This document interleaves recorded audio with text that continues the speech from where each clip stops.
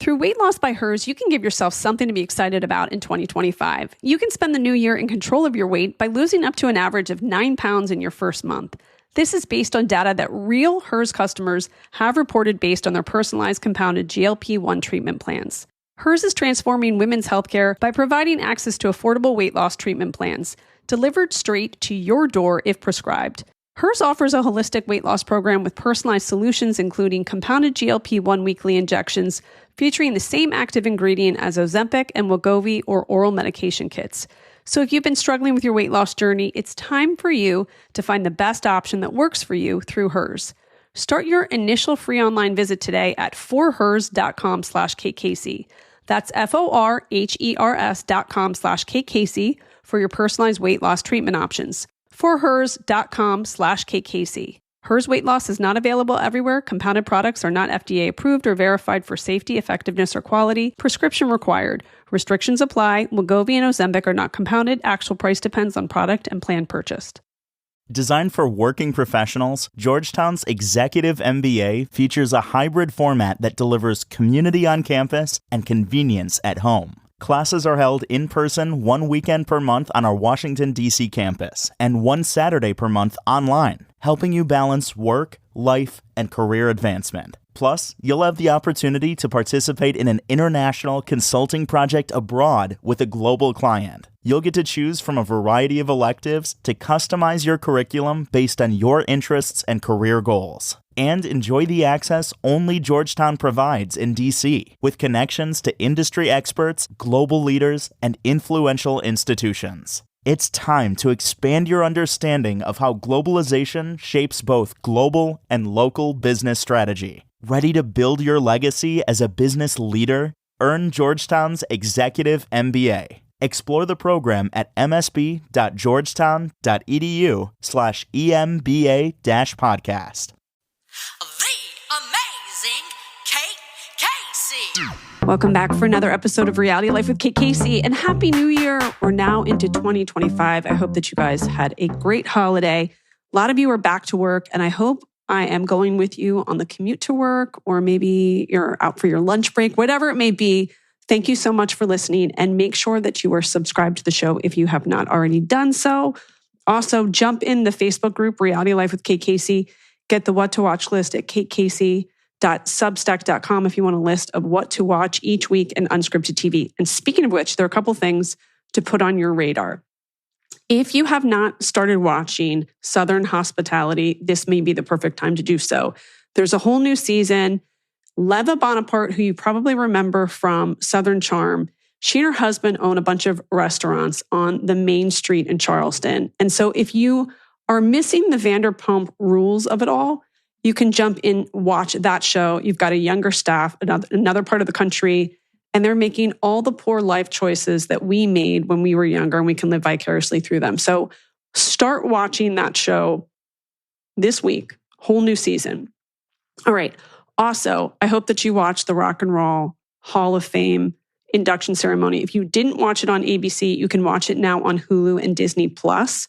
I always love these because you get to see a number of great artists, and they all are celebrating the new inductees, and sometimes they perform their songs for them. So you get to see someone like Dua Lipa performing a song in honor of one of the inductees. So this year they had Mary J. Blige, Cher, Dave Matthews Band, Foreigner, Peter Frampton, Kool and the Gang, Ozzy Osbourne, and A Tribe Called Quest. They're all getting inducted this past year, so you get to see the whole induction ceremony. I also love to watch it because you get to see their reaction when they get the awards, and sometimes they're quite sentimental. They also pan to the audience, and you get to see who's there. Very cool, so make sure you check that out. If you want to watch an interesting doc, there's one called Don't Die, The Man Who Wants to Live Forever on Netflix. This is about someone who was diving into the controversial wellness practices, trying to keep their youth and vitality. And you know, there are a bunch of people that go berserk in January to try to do everything to stay healthy. So that's a fascinating one to watch. Now, yesterday's episode, I talked about Avicii, I'm Tim on Netflix. I can't even tell you how much I enjoyed it. I think it's one of the best music documentaries I've ever seen. And I found I've been listening to a lot of his music the last few days too because of it. So if you're looking for a good doc, that is a fantastic one to watch. And then also, there's a new show on Netflix. It's called Selling the City. If you love real estate shows, this one's set in New York. And you are going to recognize Steve from $1 Million Listing New York. He is on the show, but everybody else is kind of a newcomer to TV. But they're actually selling real estate in New York City. So you're going to get all of the drama of a office situation, but also the beautiful real estate in New York City. So check all of those out. Now, in this episode, Ace Fanning is back with me.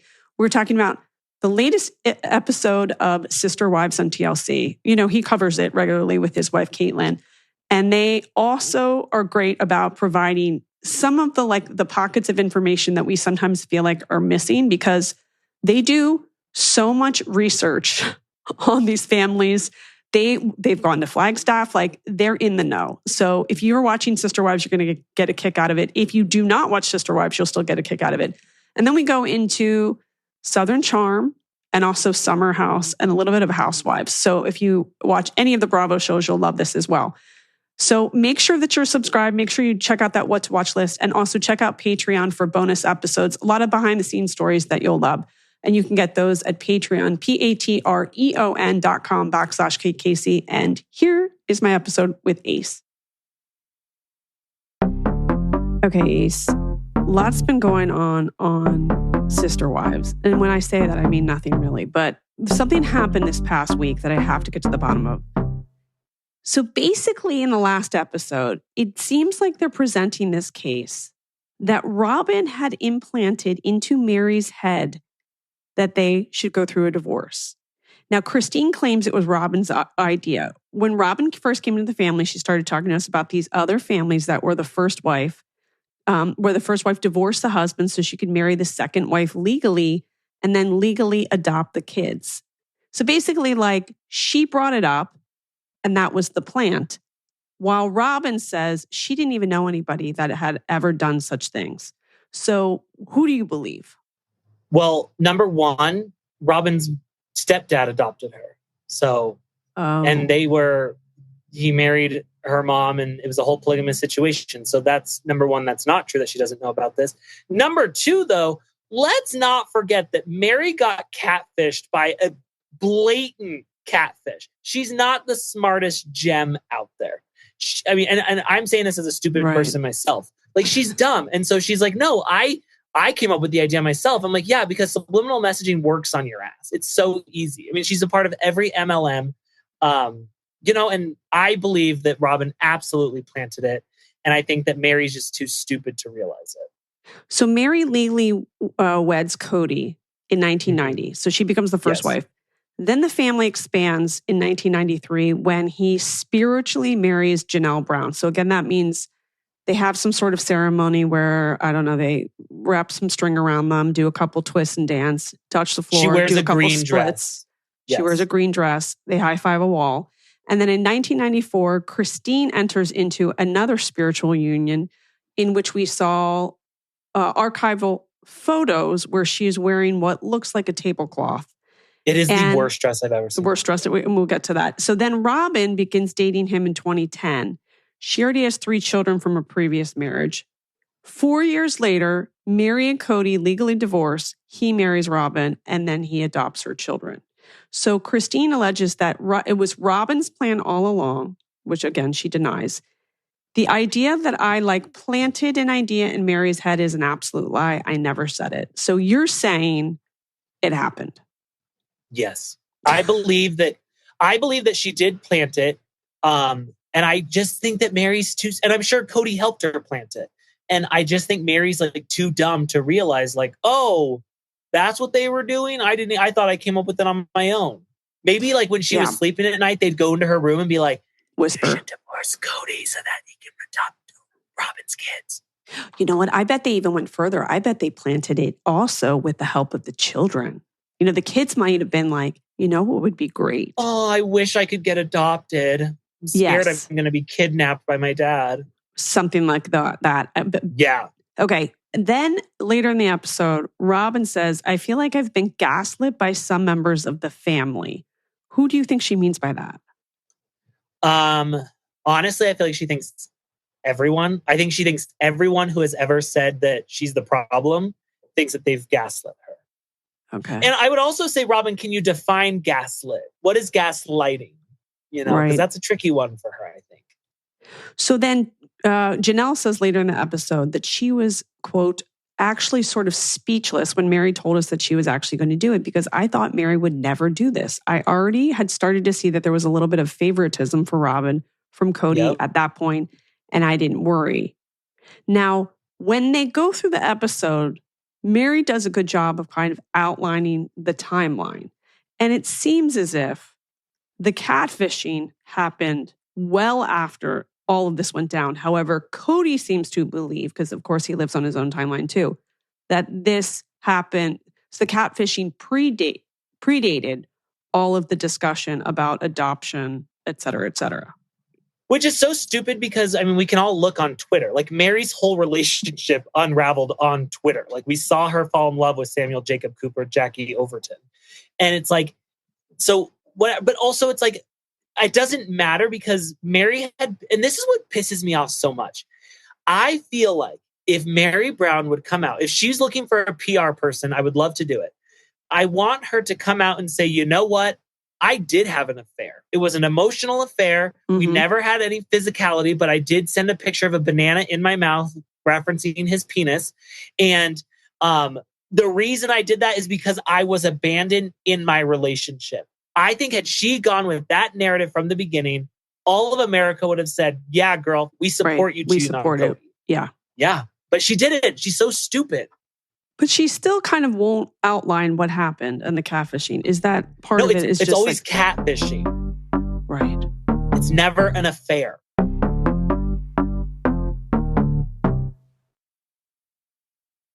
They say Hollywood is where dreams are made, a seductive city where many flock to get rich, be adored, and capture America's heart. But when the spotlight turns off, fame, fortune, and lives can disappear in an instant. When TV producer Roy Radin was found dead in a canyon near LA in 1983, there were many questions surrounding his death. The last person seen with him was Lainey Jacobs, a seductive cocaine dealer who desperately wanted to be part of the Hollywood elite. Together, they were trying to break into the movie industry. But things took a dark turn when $1 million worth of cocaine and cash went missing. From Wondery comes a new season of the hit show Hollywood and Crime, The Cotton Club Murder. Follow Hollywood and Crime, The Cotton Club Murder on the Wondery app or wherever you get your podcasts. You can binge all episodes of The Cotton Club Murder early and ad-free right now by joining Wondery Plus. Hello, ladies and gerbs, boys and girls. The Grinch is back again to ruin your Christmas season with 'Tis the Grinch Holiday Podcast. After last year, he's learned a thing or two about hosting, and he's ready to rant against Christmas cheer and roast his celebrity guests like chestnuts on an open fire. You can listen with the whole family as guest stars like John Hamm, Brittany Broski, and Danny DeVito try to persuade the mean old Grinch that there's a lot to love about the insufferable holiday season. But that's not all. Somebody stole all the children of Whoville's letters to Santa, and everybody thinks the Grinch is responsible. It's a real Whoville whodunit. Can Cindy Lou and Max help clear the Grinch's name? Grab your hot cocoa and cozy slippers to find out. Follow 'Tis the Grinch Holiday Podcast on the Wondery app or wherever you get your podcasts. Unlock weekly Christmas mystery bonus content and listen to every episode ad-free by joining Wondery Plus in the Wondery app, Spotify, or Apple Podcasts. All of the women that she seems to be friends with who are coming to a party for I don't know what, because it wasn't really explained, but they all seem to say to her regularly, you didn't see the signs, but we all did too. So, which brings me back to your original point is that she's not quick to notice things and sometimes reflects on 15 things years before and finally comes to some sort of realization. Here's the thing. You know Worthy Up. You know, her Worthy Up business that she said has been working on like for 15 years.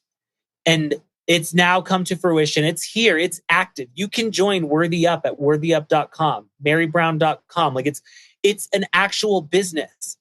And then you sit there and you're like, well, what is it? What is the business? And she's like, well, it's kind of like, you know how you have a glow up on the inside, or on the outside? It's like a glow up on the inside. It's like, how do we have the glow up? Like she can't answer it. So yeah, she's not smart. And it's probably her plig education she got growing up. And that's fine, but she's an idiot. And as am I. I am a product of the Arizona public school system. So it's fine. I'm stupid too. So now, also in this episode, Robin's daughters are going church hopping. God. Now, you have all the inside information. Have they decided on a church? Is Robin allowed to attend services with them? Is Cody allowing it? Because it seems like in the episode that he is not interested in them really attending any church unless it is something to do with being Mormon. Okay, so update is they have found a church. It is not a Mormon church. No idea if Robin and Cody ever really go or not, but Awoa and Brianna are part of the worship service team. We've seen Brianna sing Unwritten at Jezebel's going away party. Like, it's not good. And so it's a Christian church. Was it the one that was in that they filmed? No, because here's the thing. The pastor, the co-pastor, I think her name was Grace. She's an amazing singer. Her and her husband have a band called Towers, and they're actually good. They've got 300,000 listeners a month. They're good. So I feel like Brianna was like, yikes, they've got a stacked team here on the worship team. I'm never going to make it. So let's go to the one that's in a strip mall that's barely starting out. Well, do you think that Grace and her co-pastor felt slighted because they filmed this whole scene? Or do you think they felt like we got some attention?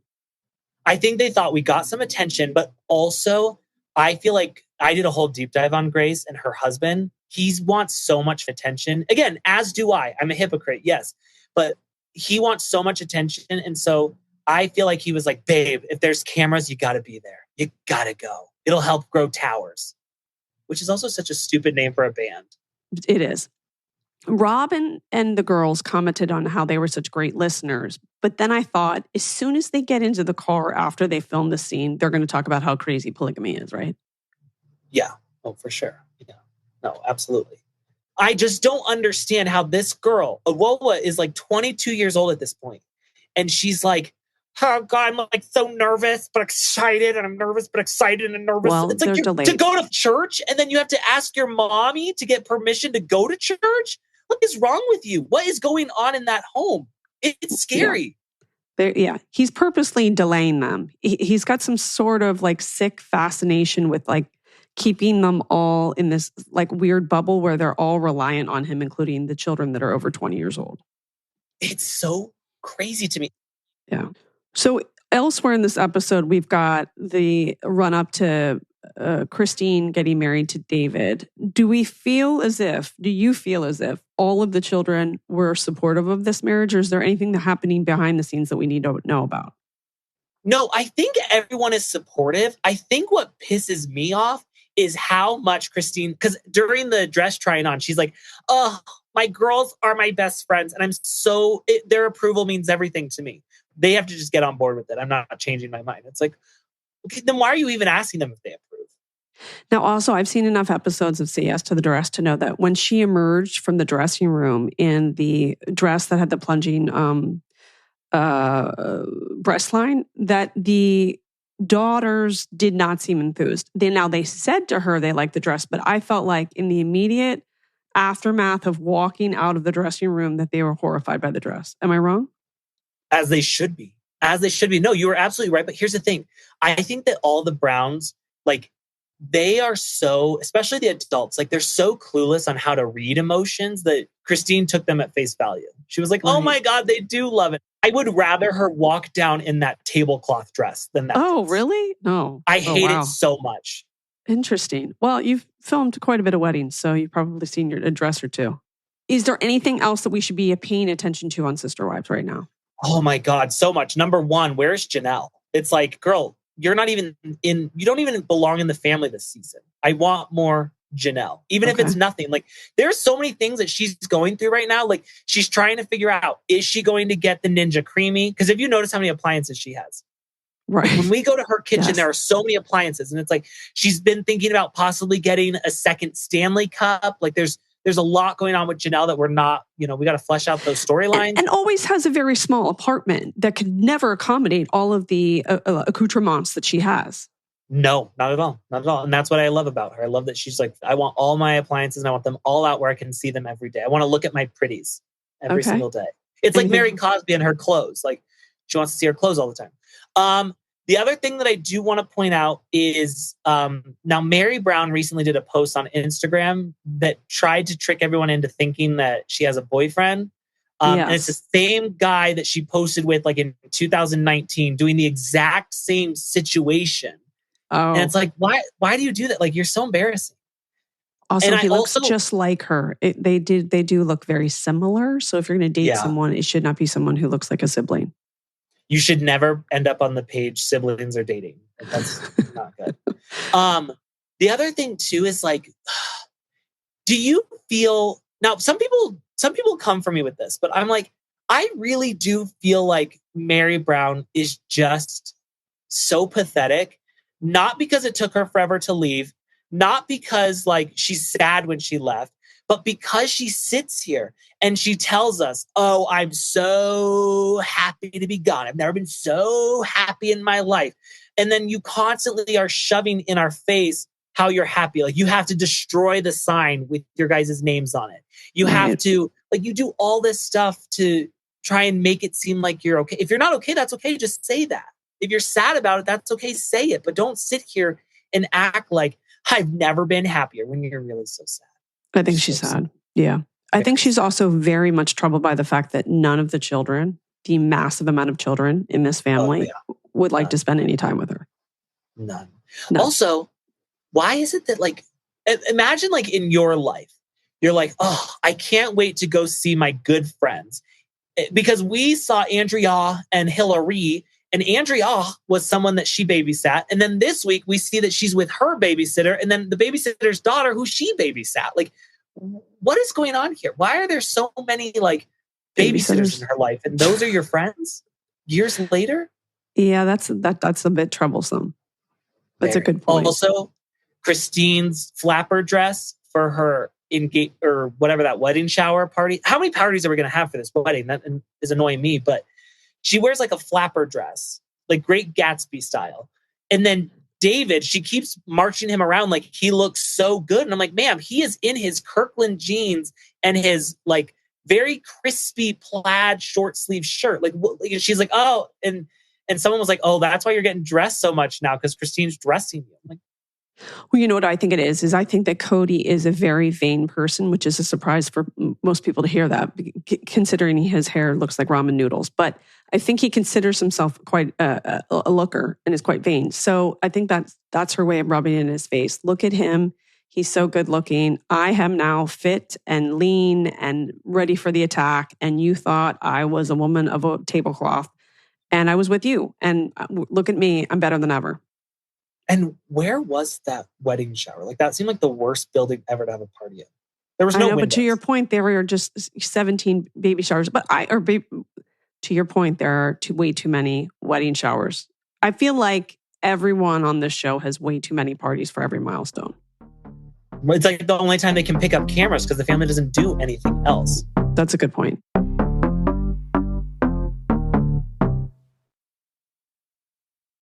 Each morning, it's a new opportunity, a chance to start fresh. Up First from NPR makes each morning an opportunity to learn and to understand. Choose to join the world every morning with Up First, a podcast that hands you everything going on across the globe and down the street, all in 15 minutes or less. Start your day informed and anew with Up First by subscribing wherever you get your podcasts. Hey, it's Dan Taberski, and my team and I are excited to share that our series Hysterical has been named Apple Podcasts Show of the Year for 2024. From Wondery and Pineapple Street Studios, Hysterical dives into one of the most shocking outbreaks in American history, a medical mystery that had ripple effects well beyond the tight-knit community where it began. In 2011, the girls at one high school in upstate New York began exhibiting a bizarre mix of neurological symptoms, tics and twitches and strange outbursts. Question is, why? Was it mold in the school buildings? Was it a contaminated water source? Or what if the cause of the contagion wasn't coming from their physical environment at all?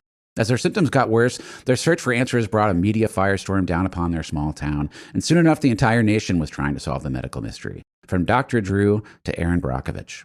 Believed by some to be the most severe case of mass hysteria since the Salem witch trials, Hysterical is a podcast about the desire to be believed, and what happens when the world tells you it's all in your head. Follow Hysterical on the Wondery app, or wherever you get your podcasts. You can binge all episodes of Hysterical ad-free right now by joining Wondery Plus. I also want to ask you about Southern Charm. Okay, now I don't watch Southern Charm, but I will say this. Knowing that Craig and Paige have broken up, it's taken a toll on me. A very big toll on me. And why is that? Because, you don't have to watch a show to know. Yeah. You don't have to, because I see them on Instagram. I watch Summer House. I saw them on there. I just really wanted them to go the distance. I really like Craig. Now, I don't know Craig early seasons. He could have been an asshole or whatever. One, he's great to look at. Two, he just seems nice and he seems like a genuine person. And I think especially put him next to Austin and Shep, it's like, ugh, what a dreamboat, But I was sad about it. I really am. It's hit me hard. Do you think that this is going to affect the other couples in the Bravo sphere, namely Kyle and Amanda? Because a lot of people are wondering how they stayed the course while Paige and Craig are Splitsville. I don't understand. Okay, here's the thing. So we jumped into Summer House last season, and I was like, because we knew the Lindsay Carl thing was coming, I was like, I want to watch that. So we jump in, and I'm like, what is Amanda's problem? Like, she's the biggest bump on a log. She's so depressing to watch. And then as I watched the season, I'm like, oh, that's why. Because of him. He's the most insufferable man that has ever been on Bravo. And I'm like, there's been a lot of bad guys on Bravo, and I hate Kyle with a burning passion. What do you think the future of the show is going to be for Summer House? Amanda and Kyle, I want them to go their own ways. And I want Kyle to, I want to see him in 5 years, at ASU DJing, graduation parties. Yeah. That's where I'd like him to go. And then I want Amanda, I want the swimsuits to do something. Hopefully. Fingers crossed. What do you think about perhaps she leaves Kyle and then she and Jesse Solomon just make it all happen? Here's the thing with Jesse Solomon. I want to love Jesse Solomon, but I've been burned before because I was in love with Wes and look where that got me. Right, because the fame got to him. Yes, he's horrible now. I hate that. I can't even look at him. And I was ready to leave my wife for him before. And now I'm like, I hate you. And so it's like Jesse Solomon last season, it was like he could do no wrong and I loved him, but I'm treading lightly. So I don't know if I want her to go with him yet. I need to see how he is. Last year I was rooting for Jesse Solomon and Carl to start a relationship. I thought that would be a better fit. Well, here's the problem. I think that casting is really hard for all of these shows.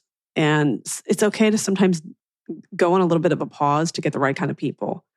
Yeah. The audience is hungry for content all the time, but sometimes I think they need to take their time and get the right people for the shows.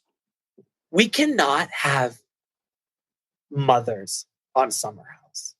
I'm sorry, but I don't want you being like, oh, I've got to go pick my kid up from the nanny. Yeah, it's a doozy. That's a doozy. No, it's so stupid. Who cares? I got 2 kids of my own. I don't want to see people being parents, If I want to see that, you know what? I want to watch Toddlers and Tiaras. Those are the kind of parents I want to watch. Right. That's right. it. But other than that, I'm not at a party with a theme and everyone's doing keg stands because because you live that life that someone's got to go to bed at 8:30 because you're going to wake up at 1. Yeah. So I'm hopeful that I don't know. I really feel like Paige is above and beyond Summer House. And I feel like we would get so much more out of her if we could get her in New York City and completely just revamp New York again. I'm so bored of these women. I don't even remember the last time I watched it. I've never missed an episode of Housewives. I know. So like a week will go by and I'll think to myself, I think I watched it, but I'm not really sure. And that's never a good sign. Yeah. And it's like now we're at the trip. We're going to be fighting. And I love fighting. Nothing brings me more joy than watching women fight. And so it's like, and I'm still forgetting. Yeah. Well, at least you've got some other shows to kind of keep you on the mend. And you know what's going to come sooner than later is another season of Love is Blind. And then you're back in the game. That's true. But also, you know what I'm most excited for? And I don't know if you feel the same way. Real Housewives of Miami. It's the best show. It's the best Housewives. I think I am Real Housewives of Miami's biggest fan. Mm-hmm. And I say this every time I have a mic in front of me. I hope that Kiki becomes full-time this season because I love that woman. Yeah. Did she? But I know they said she filmed her more, but I don't know if she's holding a mojito. Well, we won't actually know until it all comes out. I need her to hold a mojito and I need her to just be a Real Housewife. I don't want her to be a friend of Real Housewife. I agree. That would be my wish. Well, here we are. It's the end of the year. And when everyone hears this, we're into 2025. Any big goals for 2025? Okay. My goal in 2025 is to be a little bit cooler, but not cool, but like a little more laid back, a little bit less psychotic. Okay. I've got my meds at a good level. I feel like that I can do that. So we'll see. I would love to be able to do that. I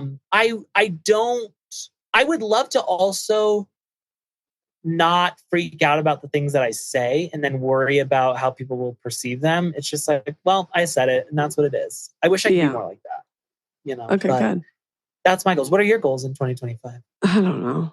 Probably cook more food for my kids, but let's be honest, it's not going to happen. You know what? I had too many. I haven't really had time to get to that. I don't think I will this year, but that's neither here nor there. That's all right. You know what? You're doing your best. I'm doing the best. We'll tell everybody where they can follow the show and where they can follow you. Sister Wives, Love Should Be Multiplied, Not Divided. Our episode drops the minute that Sister Wives ends. It's absolutely disgusting. We say the most vile things. Don't listen if you have something stuck up your butt. You can follow us on Instagram at Shy Talk Pod. It's supposed to be shit talk, but couldn't get those 2 T's in there. And we're on Patreon too, but don't go to Patreon unless you know that you're disgusting and an awful human being. Then you can be there. Appreciate the forewarning, if you will. The amazing Kate Casey. I want to thank my great guest, Ace, and remind you to click subscribe, leave a 5-star review, join the Facebook group Reality Life with Kate Casey. You can get my must-watch list at katecasey.substack.com. And you can also get bonus episodes by going to Patreon, patreon.com/Kate Casey. That's a fun thing to do this year. And it's for the same price that you would probably spend on like a Starbucks drink, one drink. So make sure that you are subscribed to that. And then also you can follow me on social media. I'm on Instagram at KatCaseyCA, TikTok, it's KatCasey, Twitter, Threads, Blue Sky, all KatCasey. And check back for an all-new Saturday series episode that you will not want to miss tomorrow.